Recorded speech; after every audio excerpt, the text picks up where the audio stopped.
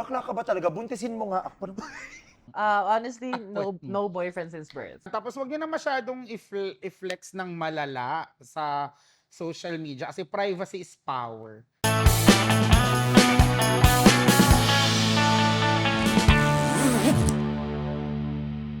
Ano ba yung all out? Para sa mga nanonood. All out yung may sundot barurot, sundot lahat mo. Yung kailangan, yung tipong, pag all out po, yung tipong sisiguraduhin mo, hindi kayo sponsored ng Lily's Peanut Butter. Ito ba yung all out yung hindi ka muna kakain ng isang buong araw? Yung tinatawag nating intermittent fasting. Talagang- Ayan. Yung ilalabas po natin ang best friend natin na tinatawag na Labatiba. At sisiguraduhin nating sponsored tayo ng Mr. Clean. Grabe. Yon. Ikaw ba, Pia? Si Pia, ikaw, yun lang, kalandian lang kasi kami. So, focus kami sa'yo. Kumusta ang puso mo? Honestly, no boyfriend since birth. Iba yung no boyfriend sa no sex. Oo. Kasi, ano ko, akala ko love life. Kumusta ngayon ang suso mo? Yung suso, masaya siya. Parang last night. Ay! Kaya pala medyo mamula-mula. Oh my God, nasa lactating mother ka ngayon! Oo. Guys, hindi nyo lang po nakikita, pero dito po sa ni Pia, medyo may pula. Kaya ko feel nyo dito.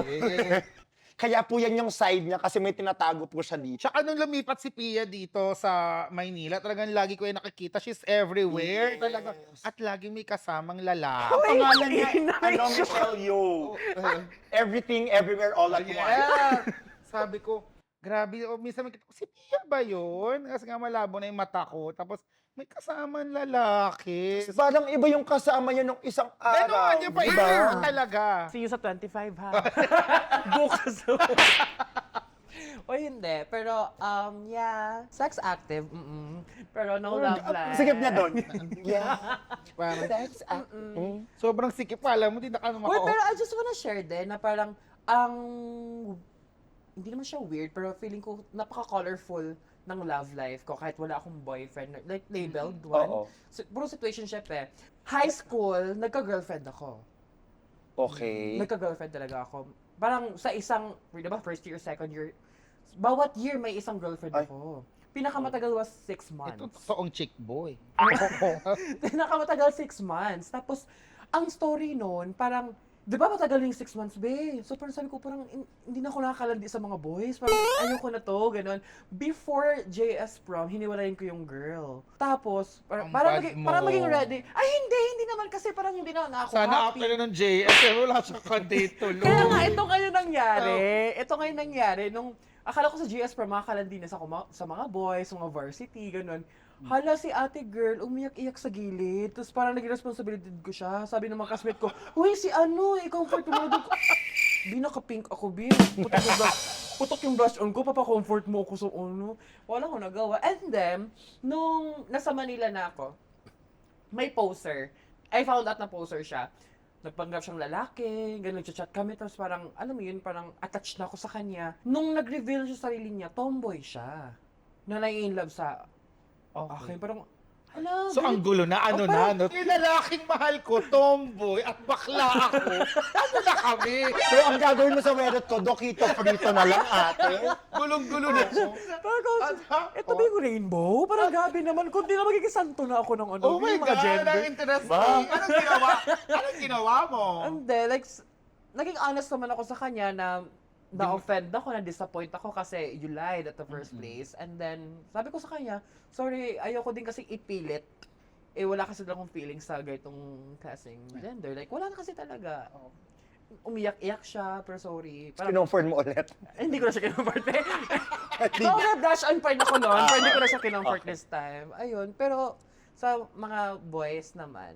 Pero ang sad nun na, kasi syempre may kausap ka pa rin namang tao, di ba? I mean, behind the poser. Baka na-fall na din siya siguro. Oo, Na-fall tapos na ako. yun nga, tapos kaso nung nakita mo kasi nga, syempre, doon pa rin Ang papasok sakit talaga nun. Ewan yung, ko kung na-experience kung ano yung nyo. soji mo eh. Oo, syempre Ewan may mahihirapan. Ate, may mga girl nga na dati sinasabi, bakla ka ba talaga? Buntisin mo nga ako.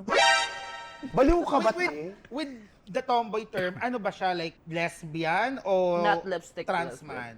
Like, Oo, parang pa-transman. Pa-transman. I mean, wala na akong Mm-mm. issue doon, pero Gets. Oo. hindi lang talaga ikaw yung... Hindi ka lang attracted dun talaga. Oh, yeah, ganun. Gusto ko lang din i-share, ang hirap talaga makapag-date ngayon. Sa Sobra, totoo Bi. lang. At huwag kayong mangka-catfish, Diyos ko po. Oo, Diyos totoo. ko. Sobrang cruel nun, kahit anong term mo pa siya gawin. Di ba? Yung bakit ka manloloko ng tao? Dahil nagbibigay na din tayo ng advice, ano yung mga dating advice natin sa kanila? Just to end the episode lightly. Sa mga kekisor, sa mga ate nating gusto to put themselves out there ready na. Unang date, inuman agad para alam agad ng lalaki kung anong pinapasok. Di ba? Totoo Para makita niya agad. yung totoong ugali. Oo. Kaya to ako. Hindi, date when you're ready, not when you're lonely or Mhm.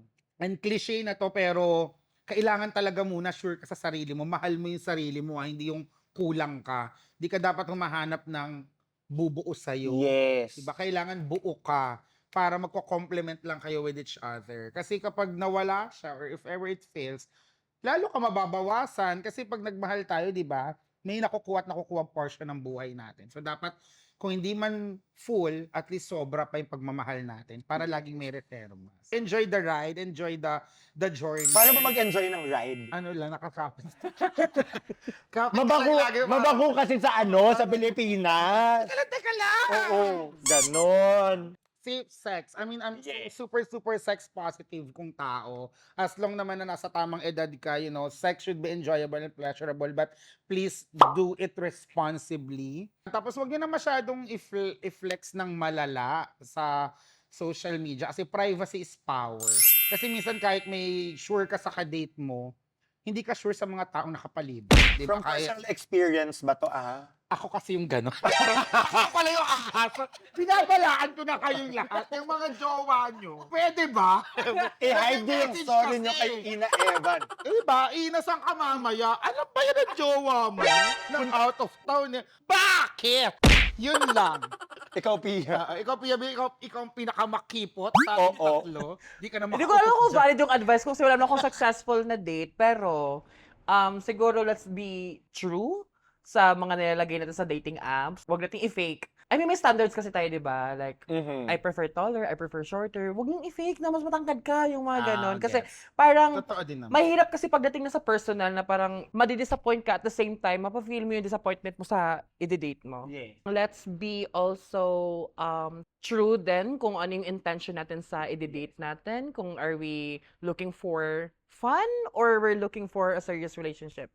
Kasi mahirap yun na parang after sex, wala na agad, go-ghost ka na kasi tapos na. Paano kung after sex nanghingi ng Gcash? Di!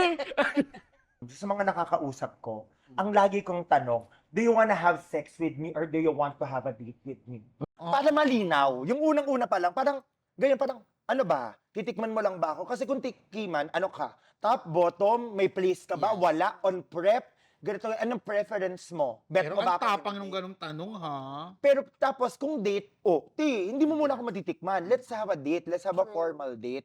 Para malinaw yung expectations. And siguro, yung last 2 pieces of advice ko would be 1, tandaan mo, hindi mo kasalanan nor nung gusto mo that they don't like you the way you like them and vice versa. Kung may nagkakagusto yun tapos hindi mo naman siya gusto, okay lang naman din.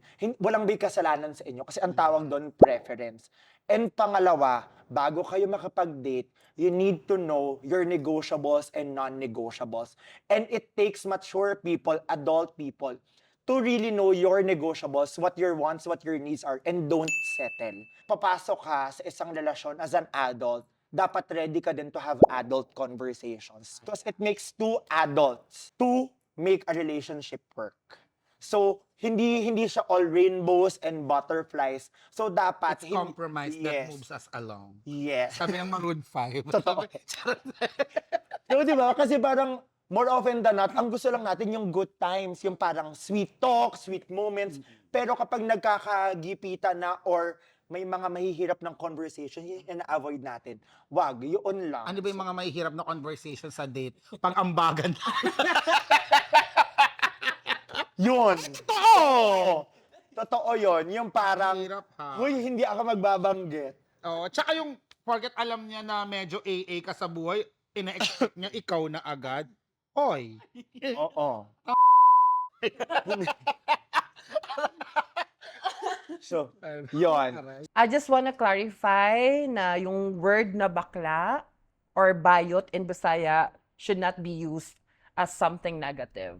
Kasi bayot is always a strong word. For everybody out there, una dun sa mga taong nasa closet, I just wanna say that stay there as long as ready na kayo lumabas. Nandito kami para i-welcome kayo. We will always be here to support you, to protect you if you need protection and whatnot. And for people who help us, for allies, for people who put themselves in the forefront of this fight, maraming salamat sa pagsama sa amin dito sa laban na to, dito sa advokasya na to. Maraming salamat po. Hindi nyo po alam kung gaano kalaki yung pagbabagong ginagawa natin sa mundo. And yun lang, with pride comes power, with sexuality comes strength. So maraming salamat po. Happy Pride mga mahal. Makikita namin kayo sa Pride March, sa lahat ng Pride events ngayong June. Stay strong and love out loud. Ay, ang ganda nun. Itong akin parang drawing ng mga bata. Wala. And be a caricature. Welcome. Welcome to heaven. Ito pala, parang pinagtripan ng 5 years old yung damit ko. Happy Pride, mga pawikan. And marami tayong pinaglalaban 20 years ago na unfortunately pinaglalaban pa rin natin ngayon. So, sana more than the laughter, the joke, the kalandian, sana socially aware din tayo sa mga laban natin kasi tayo din yung magpapatuloy niyan. And sana di kayo mapagod and I hope you inspire more. At kagaya sabi ni Chali, mga nagtatago sa closet hanggang hindi pa kayo ready, sige dyan lang. Pero mas masaya kasi talaga sa labas. Mas masarap kapag nakalabas kayo dyan, hindi na amoy naphthalene balls. So, sana makalabas kayong lahat kasi madilim dyan. Magsama-sama tayong lahat para sa para lahat tayo nagda-dance-dance sa ilalim ng bahaghari, pa-slide-slide tayo sa rainbow, di ba? And to our allies, thank you for everything that you do. And hindi din biro, lalo na sa bansa na nakaugat sa kultura natin. Or hindi naman sa kultura, pero sa nakasanayang norm ng Pilipinas, di ba, na minamaliit yung mga bakla. Salamat kasi sumasama kayo sa pakikibaka at sulong ng mga pinaglalaban namin. And hopefully sana dumami pa kayo at hindi man ngayon, hindi man sa generation namin nila Chal maabutan, pero sana dumating yung generation na yung Pilipinas sobrang inclusive niya na sa Wait mga lang, bakit mo pagi. ako sinama sa generation? Kumakaano talaga, alam mo, una sa lahat may 8-year relationship ka. At ng 2013, 26 ka na. Hoy, hindi. Ate na una ka din sa school natin. Oh, Na oh. 17 years old na ako na na-register Oh. yung birth certificate. So, ilang taong pa lang po ako ngayon, Your Honor. Lastly, sabi nga ni Maha Salvador sa I'm Drunk, I Love You. Kala ko sabi ni Mata, Kati! Hello? Yun lang naman talaga yun. Ikaw naman, tinutol mo. Hindi. Sabi kasi ni Maha sa I'm Drunk, I Love You, kay Paolo Abilino, wag kang mag-sorry, hindi mo naman kasalanan kung di mo ako mahal. So, makakahanap din tayo ng mga magmamahal sa atin ng tama. Pero yun nga, hindi kasalanan ng mga taong mahal natin kung di tayo mahal. Pero, dahil lalong part ka ng community, mama, papa, ay da, nag-lock. Ano ba yun? Ate?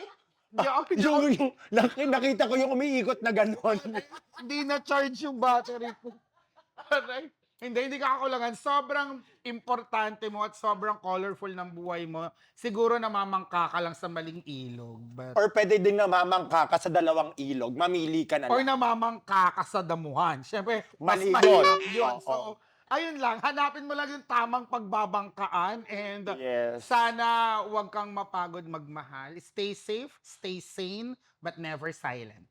Yeah! Ang ganda nun! Ina! Ang Yun nga yung smart binoffer nun. ko. Ano ba sabihin ko?